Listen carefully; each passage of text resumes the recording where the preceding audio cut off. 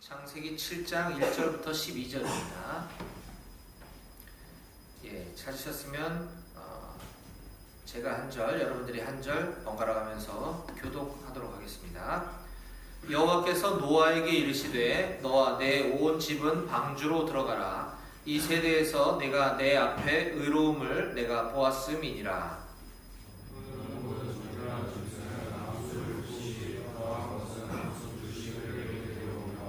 공중의 새도 암수 7씩을 데려와 그 씨를 온 지면에 유전하게 하라.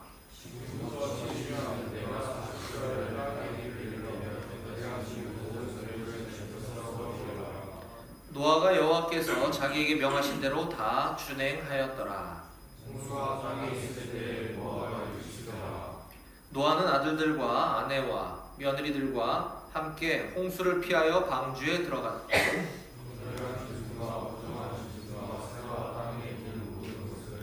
하나님이 노아에게 명하신 대로 암수 2씩 노아에게 나와 방주로 들어갔으며 노아가 600세 되던 해 둘째 달 곧 그달 11의 날이라. 그날에 큰 기품의 샘들이 터지며 하늘의 창문들이 열려. 함께 읽겠습니다. 40주야를 비가 땅에 쏟아졌더라. 아멘. 오늘 우리에게 주신 말씀을 제가 잠깐 기도하겠습니다. 하나님 아버지 감사합니다. 거룩한 주님의 날 우리 귀한 높은 뜻 백오교회 예배드리러 나온 이곳에 모인 귀한 청년들 한 명 한 명을 주님께서 기억해 주시고 저들에게 복 내려 주시옵소서. 오늘 함께 하지 못하는 또 우리 주변에 귀한 동료 전우들이 있습니다. 그들이 어디에 있든지 이곳을 기억하게 하시고 어느 곳에서나 주님을 예배하는 예배자로 살아가게 하여 주시옵소서. 오늘 부족한 종이 말씀을 들고 단위에 섰습니다. 하나님 말씀을 증거할 때에 하나님의 능력과 하나님의 말씀만 선포되는 시간 되게 하시고 부족한 종의 모습은 십자가 뒤에 가려 주시옵소서. 오늘 예배 모든 순서를 다 주님께 의탁드리며 감사드리고 살아계신 예수님의 이름으로 기도드렸습니다. 아멘. 네, 오늘 6월 25일입니다. 그렇죠? 네, 오늘은 6.25가 발발된 지 73주년이 되는 해입니다. 특히 우리 군복 입은 우리 청년들은 오늘을 꼭 기억하고 우리가 가슴에 새겨야 되는 날인 줄로 믿습니다. 아직 이 땅에, 이 한반도 땅에 전쟁이 그치지 않은 채 지금 휴전 중인 상태인지라 6.25 전쟁이 발발한 의의와 또 오늘을 살아가고 있는 우리들에게 이날은 결코 잊어서는 안 될 날일 줄 믿습니다. 우리가 더 나라와 민족을 위해서 기도해야겠다라는 생각이 들고요. 특히 우리 또 오늘 보니까 출타자들이 좀 있는지 빈자리가 조금 보이는데 우리 함께 예배드리던 우리 장병들, 보이지 않는 우리 장병들이 있으면 기억나는 사람들을 위해서 함께 기도해 주었으면 좋겠습니다. 그리고 우리 믿지 않는 청년들도 함께 이곳에 모여 하나님 예배하고 우리 함께 구원받는 역사가 높은 뜻 백오교회를 통해서 있기를 간절히 소원합니다.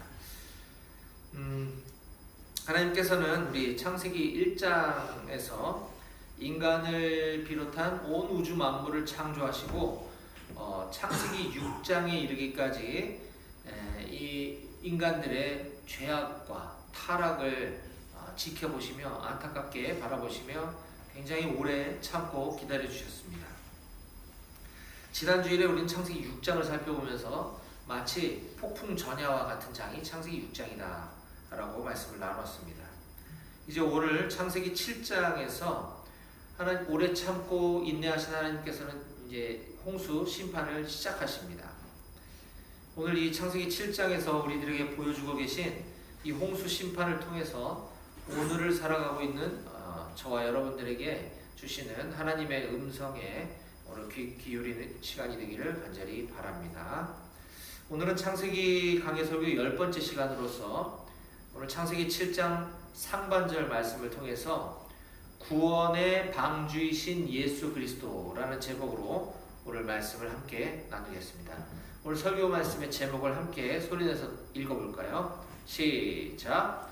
구원의 방주이신 예수 그리스도. 네. 오늘 본문은 하나님께서 노아와 그의 가족들 그리고 동물들을 선별해서 방주로 들어가도록 명령하시는 것으로 오늘 본문이 시작을 합니다. 자, 7장 1절부터 3절까지 제가 읽어보겠습니다. 여호와께서 노아에게 이르시되 너와 내 온 집은 방주로 들어가라. 이 세대에서 네가 내 앞에 의로움을 내가 보았음이니라. 너는 모든 정결한 짐승은 암수 7씩 부정한 것은 암수 2씩을 내게로 데려오며 공중의 새도 암수 7씩을 데려와 그 씨를 온 지면에 유전하게 하라. 저는 오늘 본문을 통해서 우리들이 궁금해할 법한 질문들 3가지를 통해서 오늘 우리에게 주시는 하나님의 메시지를 함께 나누길 원합니다. 오늘 우리가 질문을 통해 살펴볼 첫 번째 교훈은 하나님께서 그 많은 사람들 중에 당시에 그 많은 사람들 중에 왜 하필 특별히 노아를 선택해서 홍수 심판 가운데 구원을 베풀어 주셨을까라는 질문으로 시작을 하겠습니다. 오늘 1절 본문인데요. 함께 같이 읽어봅시다. 1절입니다. 시작. 여호와께서 노아에게 이르시되 너와 내 온 집은 방주로 들어가라. 이 세대에서 내가 내 앞에 의로움을 내가 보았음이니라. 아멘. 네, 하나님께서 당시에 수많은 사람들이 이 땅에 있었지만 그 가운데서 특별히 노아를 선택해서 구원을 베풀어 주신 이유는 바로 이 세대 가운데 노아의 의로움을 하나님께서 보셨기 때문이다 라고 우리들에게 증언해 주고 계십니다. 그렇다면 노아의 의로움이란 과연 무엇이었을까? 우리가 지난주에 보았던 6장 8절과 9절에 보면 이렇게 설명해 주고 있습니다. 6장 8절 9절입니다. 그러나 노아는 여호와께 은혜를 입었더라. 이것이 노아의 족본이라. 노아는 의인이요 당대 완전한 자라. 그는 하나님과 동행하였으며. 네, 여기 8절에 나오는 노아는 여호와께 은혜를 입었더라 라고 번역되어 있는 이 부분을 영어 성경으로 읽어보면 But Noah found favor in the eyes of the Lord 라고 제가 이야기했습니다. 노아는 found favor, 은혜를 찾았다, 구했다. 어디서? In the eyes of the Lord, 주님의, 하나님의 눈에서. 그러니까 노아는 늘 하나님을 바라보며 하나님이 눈에 보였다는 뜻이 아니라 비유적인 표현인데 늘 하나님을 바라보며 그 하나님의 눈에서 은혜를 구하는, 사모하는 삶을 살았다라는 것입니다. 이것이 노아가 의로운 삶을 살았다라고 성경이 우리들에게 가르쳐주고 있고요. 두 번째는 그가 늘 하나님과 동행하는 삶을 살았다라고 6장 9절에서 설명해주고 있습니다. 하나님께서 노아의 행위 때문에 노아가 의롭다라고 하신 것이 아니라 노아는 하나님의 말씀을 믿고 하나님의 말씀을 믿었기 때문에 그 말씀에 순종하는 삶을 살았다라는 것이 우리들에게 가르쳐주는 교훈이라 할 수 있겠습니다. 즉 노아의 믿음, 그것을 의로 여겨주신 것입니다. 이것이 노아가 구원받은 이유인 것인데요. 이것을 오늘 우리들에게 적용해서 좀 더 구체적으로 설명하면 좀 추상적이고 막연하게 느껴질 수 있는데 이 부분을 좀 더 구체적으로 설명하면 우리가 일상 가운데 여호와 하나님의 눈에서 은혜를 구하고 사모하는 삶을 사는 것, 그리고 우리가 늘 하나님과 동행하는 삶이란 구체적으로 무엇인가? 이것은 바로 오늘날 우리에게 직접 주신 하나님의 말씀이 담긴 성경을 늘 사모하고 이 성경 말씀 속에서 하나님의 은혜를 구하는 삶을 사는 것이라 할 수 있겠습니다. 그러려면 우리가 늘 성경을 가까이 두고 시간 날 때 우리가 매일매일 즐겨 읽기를 사모하는 삶을 살아야 할 것입니다. 또한 우리 하나님께 기도하는 삶을 살아야 하는데 그 기도란 우리의 만족과 우리의 유익, 우리의 필요를 구하는 기도라기보다는, 물론 그런 기도도 해야겠지만, 우리 하나님의 얼굴을 구하는 기도, 하나님을 더 알게 해달라는 기도, 내가 하나님을 더 일상 가운데 느끼며 살아갈 수 있게 해달라고 하는 그러한 기도를 날마다 드리며 살아갈 때, 우리도 노아처럼 하나님과 늘 동행하는 삶, 하나님께서 우리를 의롭다 여겨주실 거라고 확신합니다. 그런 의미에서 다시 한번 오늘 본문이 시작되는 7장 1절을 다 같이 큰 목소리로, 아까보다 좀 더 큰 목소리로 함께 읽어봤으면 좋겠습니다. 1절입니다. 시작! 여호와께서 노아에게 이르시되 너와 내 온 집은 방주로 들어가라. 이 세대에서 네가 내 앞에 의로움을 내가 보았음이니라. 아멘. 예. 저는 사랑하는 우리 배고교의 모든 청년 용사들이 동일하게 이 세대 가운데서 하나님 앞에 의롭다 여김받는 용사들이 다 되실 수 있기를 주님의 이름으로 축원합니다. 아멘.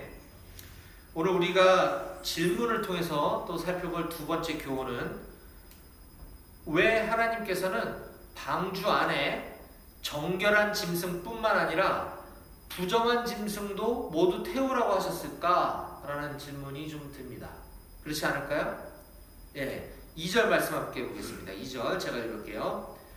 너는 모든 정결한 짐승은 암수 7씩, 부정한 것은 암수 2씩을 내게로 데려오며.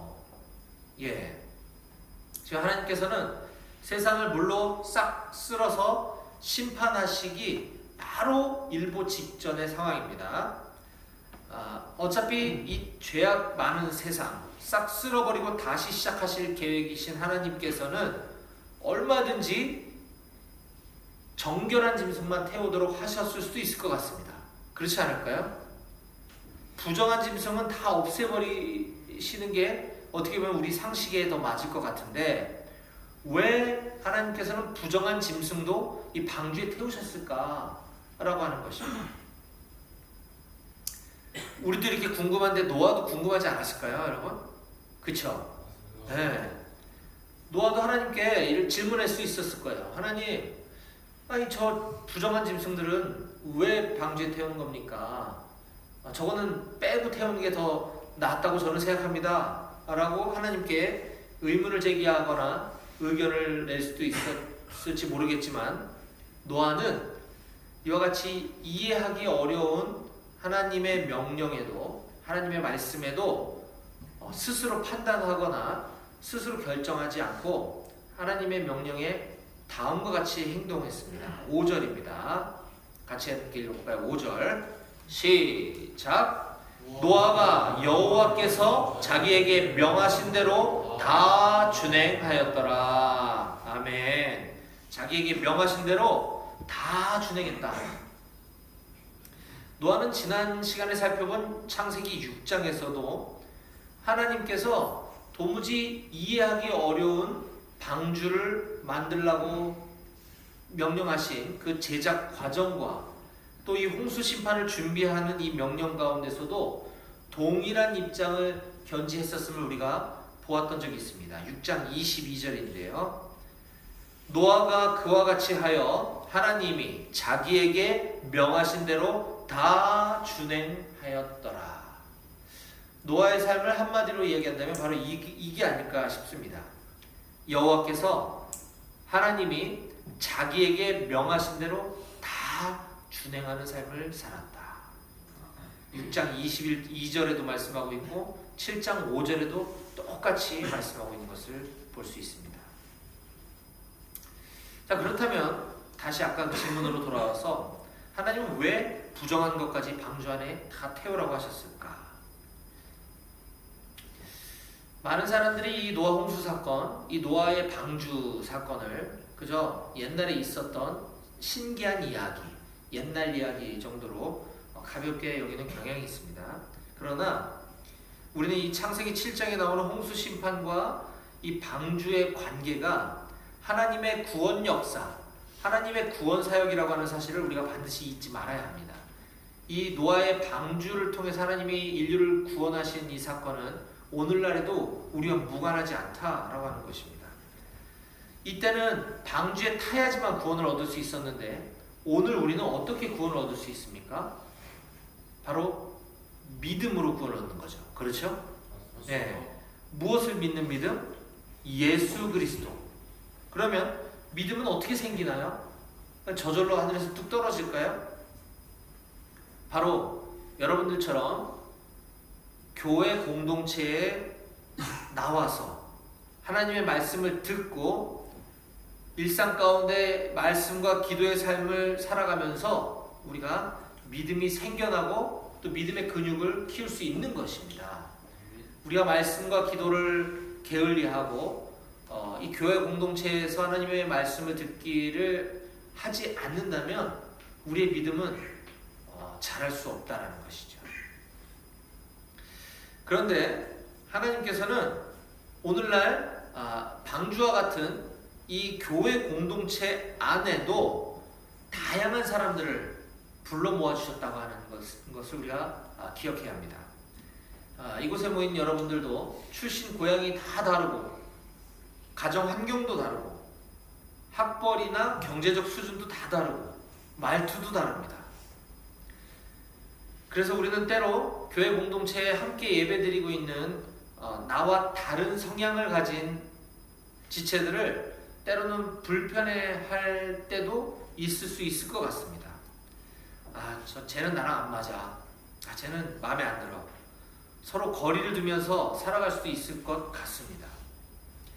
저도 예전에 목사 안수를 받기 전에 평신도로 교회를 다닐 때 예배드리러 이렇게 가면 잘 모르는 분이 내 옆에 앉아서 또는 내 앞에 앉아서 이 담배 냄새가 막 심하게 나면 예배드릴 때 되게 기분이 불쾌하고 불편했었던 기억이 납니다. 담배 피는 게 구원하고는 전혀 상관이 없지만 또 술 냄새 풍기고 예배 시간에 옆에서 막 술 냄새가 나면 도대체 교회 예배드리러 오면서 왜 이렇게 저러고 나오는 걸까? 라고 판단하고 정죄하고 불편했던 제 모습이 생각이 납니다. 근데 생각해보면 제가 그랬습니다. 제가. 네. 과거의 제 모습은 기억하지도 못한 채 현재 내 옆에 있는 사람들이 나를 불편하게 하는 것만 보면서 투덜대고 있었던 모습을 하나님께서는 금방 깨닫게 해주셨습니다. 우리나라 속담에도 이런 말이 있잖아요. 똥 묻은 개가 겨 묻은 개 나무란다고. 네. 지도 그렇게 살았으면서 마치 지금은 거룩한 것처럼 하나님 그것을 저에게 깨닫게 해주시고 책망해 주시는 것을 제가 느낄 수 있었습니다. 하나님께서는 죄가 없고 깨끗한 사람만 교회로 불러주신 것이 아닙니다. 교회는 오히려 반대로 죄가 있음에도 불구하고 교회 안에 들어와서 자신이 죄인임을 깨닫고 하나님 앞에 나아가는 과정에 있는 사람들이 모이는 것입니다. 그렇기 때문에 우리는 우리 스스로 판단해서 우리 자신이 정결한 자라고 생각할 것이 아니라 내가 오히려 이 부정한 자라고 하는 것을 자각할 때 다른 사람의 허물이 보이지 않을 줄로 믿습니다. 하나님께서는 그래서 방주에 정결한 짐승만 태우도록 한 것이 아니라 부정한 짐승도 함께 타도록 하셨다라고 믿습니다. 오늘 우리가 또한 질문을 통해서 살펴볼 마지막 세 번째 교훈은 왜 방주에 사람과 짐승을 다 태우자마자 비를 내리게 해서 홍수를 심판하지 않으시고 일주일 뒤부터 홍수가 내리기 시작했을까라고 하는 질문이 듭니다. 7절부터 10절까지를 제가 읽어드리겠습니다. 7절부터 10절까지 말씀입니다. 노아는 아들들과 아내와 며느리들과 함께 홍수를 피하여 방주에 들어갔고 정결한 짐승과 부정한 짐승과 새와 땅에 기는 모든 것은 하나님이 노아에게 명하신 대로 암수 둘씩 노아에게 나와 방주로 들어갔으며 7일 후에 홍수가 땅에 덮이니. 예. 하나님께서는 홍수로 세상을 심판하실 것을 미리 계획하셨습니다. 이것을 위해 하나님 말씀에 순종할 한 사람 노아를 준비시키셨습니다. 그 노아는 하나님의 명령에, 하나님의 말씀에 다 준행하는 사람이었다라고 우리는 앞서 살펴보았습니다. 이제 그 홍수가 시작되기 직전에 마지막으로 하나님께서는 노아를 통해 그의 가족들, 그리고 모든 정결한 짐승, 부정한 짐승들을 다 방주에 태우도록 하시고 이제 모든 준비가 다 끝났습니다. 그렇다면 이제 비가 내리면 되었을 텐데 그때로부터 또 7일이 지난 다음에야 비로소 홍수가 시작되어 땅에 덮이게 되었다라고 성경이 우리들에게 가르쳐주고 있습니다. 왜 도대체 7일이 더 있어야 홍수가 내리기 시작했었던 것일까? 우리는 바로 이 지점에서 하나님의 사랑을 깨달을 수 있습니다. 사랑하는 여러분, 하나님의 목적은 인류를 심판하시는 데 있지 않습니다. 하나님의 목적은 인류를 구원하는 데 있다라고 하는 사실 우리가 반드시 기억해야 합니다. 예. 우리는 예수님께서 이 땅에 오시고 이 땅에서 복음을 전파하시고 십자가에 달려 죽으시고 부활 승천하신 이후로 지금 2000년이 훨씬 지나도록 마지막 때를 살아가고 있습니다. 이단들은 마지막 때가 다가오고 있다. 이제 지금 거의 다 마지막 때가 다 왔다 라고 이야기하며 사람들에게 불안감을 조성하고 공포심을 자극합니다. 그래서 자기들의 종교에 들어와야지만 구원받을 수 있다고 사람들을 혼란하게 만듭니다. 사람들에게 겁을 줍니다. 그런데 성경이 말하는 마지막 때란 이미 예수님께서 부활하시고 승천하신 때로부터 시작해서 그때부터 마지막 때가 이미 시작된 겁니다. 그 마지막 때의 완성은, 다만 그 마지막 때가 완성되는 그때는 예수님이 이 땅에 다시 오시는 그날인데 그 마지막 날에 우리는 불안해하고 공포감을 느낄 하등의 이유가 없습니다. 왜냐하면 그 마지막 날은, 그 마지막 때의 완성의 그날은 예수님께서 이 땅에 오셔서 예수님을 믿는 바로 저와 여러분들은 영원히 구원하시는 날이고 영원한 생명을 주시는 날이기 때문에 우리가 불안해하고 공포감을 느낄 이유는 전혀 없는 것이죠. 그렇기 때문에 우리 입장에서, 예수님을 믿는 우리 입장에서는 오히려 예수님 빨리 오세요, 예수님, 우리가 예수님을 기대하고 갈망합니다 라고 얘기할 수 있는 것입니다. 이것을 우리가 마라나타라고 얘기하는 거죠. 우리 마라나타 찬양도 많이 부르지 않습니까? 이 말이 바로 아멘, 주 예수님 빨리 오세요, 속히 오시옵소서 라고 하는 뜻의 단어인 것입니다. 실제로 예수님 승천하신 직후에 생겨난 이 초대교회, 우리 성경에도 기록되어 있는 이 초대교회 성도님들은 실제로 예수님이 금방 다시 오실 줄 알고 다시 오실 주님을 갈망하고 고대하며 신앙생활을 하고 있었다고 우리들에게 알려주고 있습니다. 그렇게 예수님을 사랑하는 우리가 예수님 빨리 오세요, 어서 오세요 라고 지난 2000여 년 동안 그렇게 부르짖고 기도하고 갈망해 왔건만 예수님은 왜 아직도 다시 오시지 않는 걸까요? 예수님께서 이 땅에 다시 오시는 날은 이제 방주의 문이 닫히는 날입니다. 예수님께서 다시 오시는 날에는 이제 예수님을 믿지 않는 사람들에게는 더 이상 구원의 기회가 없는 것이에요.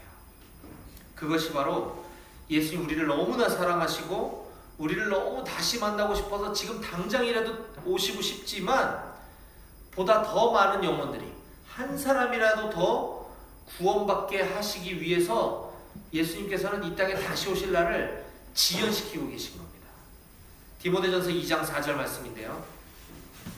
하나님은 모든 사람이 구원을 받으며 진리를 아는 데에 이르기를 원하시느니라 라고 우리들에게 말씀해 주고 있습니다. 하나님은 일부 사람들만, 소수의 인원들만 구원받게 하시기를 원하시는 것이 아니라 모든 사람이 구원받기를 원하신다는 것입니다. 이것이 하나님의 사랑입니다. 사랑하는 여러분, 그러면 왜 하나님께서는 이때 창세기 7장에 이제 모든 것이 다 준비되고 방주에 모든 동물들을 다 태웠는데 곧바로 홍수 심판을 내리지 않으시고 그때로부터 또 7일이 지난 다음에야 비를 내리기 시작하셨는지 아시겠습니까? 7장 4절에도 이미 하나님은 그 사실을 미리 말씀해 주셨어요. 7장 4절입니다. 지금부터 7일이면 내가 40주야를 땅에 비를 내려 내가 지은 모든 생물을 지면에서 쓸어버리리라. 네. 심판의 시간을 일주일씩이나 유보하시면서까지도 한 사람이라도 더 구원받기를 원하시는 하나님. 조금만 더 기다려주시는 하나님의 사랑을 깨닫는 우리 모두가 되시기를 간절히 소원합니다. 이제 오늘 말씀을 제가 정리하겠습니다. 오늘 우리는 하나님의 홍수 심판이 시작되기 직전까지 살펴봤습니다. 이제 다음 주에 실제로 이제 심판이 시작되는 장면을 볼 텐데요. 하나님께서 이 역사 이래에 한 번밖에 없었던, 다시는 우리가 경험하지 못할 이 대홍수 심판을 시작하시면서 그 전에 노아와 그의 가족들과 가축들을, 동물들을 모두 방주 안으로 들어오게 하셨습니다. 노아와 그의 가족만 하나님께서 선택하셔서 구원하신 이유는 바로 노아만, 당대의 노아만 하나님의 명령에 믿음으로 순종하는 삶을 살았기 때문이었습니다. 하나님께서는 지금도 동일하게 예수 그리스도라고 하는 구원의 방주를 마련해 주셨습니다. 그 예수 그리스도라고 하는 구원의 방주 안으로 들어가야지만 구원을 받을 수 있을 줄 믿습니다. 아멘. 네. 사도행전 16장 30절입니다.